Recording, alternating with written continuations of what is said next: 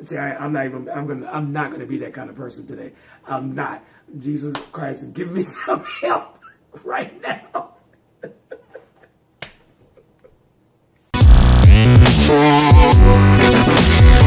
Wow, really? This some shady stuff that's going on in Chicago with this Jussie Smollett case. All right, y'all, this is James from the Free Project. Remember, subscribe, share, and like this video. I appreciate all the new people who have jumped in on these conversations. You can't even make this stuff up. And so now, the way things are going down, it appears, and it's really getting messy. Because when you get messy, people involved in situations like this, shady people, then this is what you get. You got to keep your eye out for this one right here. You got to keep your eye out for this. Harper, who this here woman? Who this here woman?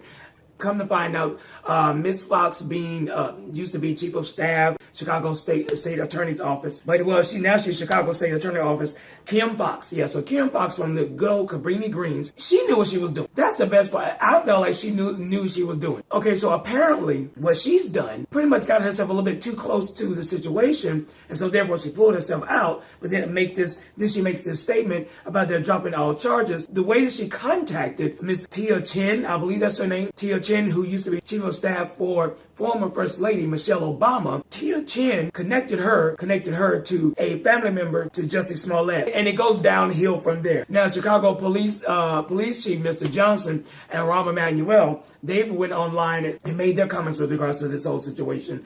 Everyone's coming out saying that's, basically saying this isn't right. We know something went down. We know something wasn't right, and something was undercovered, underhanded. For him to get this slap on the wrist and $10,000 and 2 days of community service, you have got to be kidding me. Now, if that is not an indication of some type of privilege, or to me, it's an indication of some type of setup that Jussie Smollett and those who were around him, who probably, and I'm not saying they did. How do I say this delicately without getting sued? Let's just say this, is that for this to be orchestrated the way that it was, and for how all of this went down, and with the the FBI, now they're trying to get the FBI to be involved with this. It's like, I'm starting to believe that they already knew that, okay, we can play it like this. Number one, to bring awareness to LGBT issues and homophobia, MAGA people, and all that kind of stuff, trying to blame things on those who support Donald Trump. Because, again, I've said it before, between Lee Daniels and Jussie Smollett, they cannot stand Donald Trump.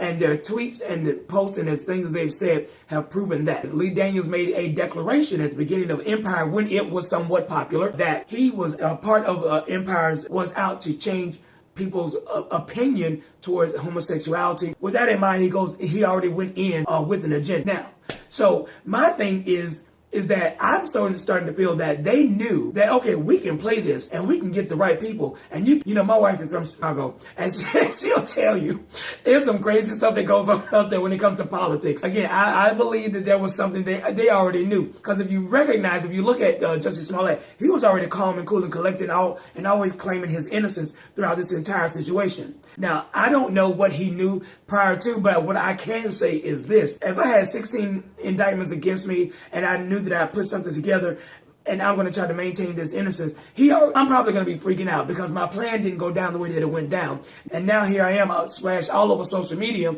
and in the news, major news networks are now talking about me, and everybody calling me a fake, a fraud, and a phony. Then chances are I'm gonna hang my head low.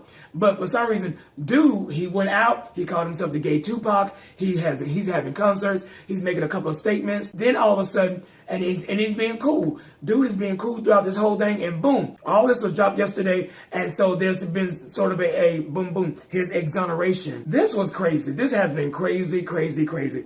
And I don't know where it's going to go from here. I don't know how it's going to turn out and play out. But I'm sure the cast of Empire are now jumping for joy and leaping and all that kind of stuff. And Lee Daniels is probably sitting over there just snickering. All right, so But right now, the Chicago Tribune, in an editorial Tuesday, they are calling this indefensible. And I want to read this little part right here, and then I'm going to let this go. So after state's attorney Kim Foxx makes errors of judgment that led her to recuse herself after Chicago detectives, errors of judgment, recuse herself. She sort of knew what she was doing. She sort of knew what she was, I feel like she did. I could be completely wrong, but allegedly, anyway. But anyway, guys, that's my 2 cents on it. This whole thing is crazy. How they got away with this, I don't know. I'm not a lawyer. I don't know how to play that kind of game, so I would have to hire a lawyer to really go for bat like that, because y'all did that. I mean, this some shit. This stuff is crazy. You pulled that one off, man. I have to give you props for that. You pulled that off. You did the darn thing on that. All right, this is James from Scot-Free Project. Remember, Jesus Christ is Lord.